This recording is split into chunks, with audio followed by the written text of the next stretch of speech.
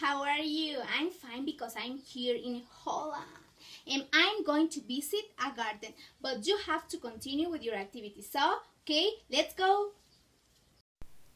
Let's continue with your activities. These are the last pages. Part 3, how can we discover new things?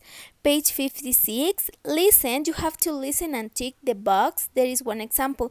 First, you have to check the track that is in your platform, and then tick the correct answer, which is the picture of Lily the cat. So the correct answer is letter B. So you have to listen and then complete with the correct answer. 1 and 2.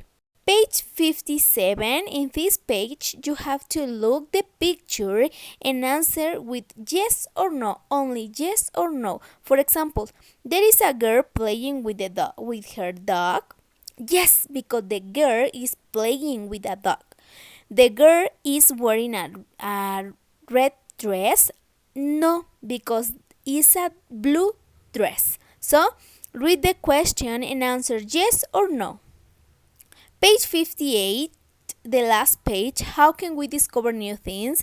How here you can write things, elements that contain a treasure map.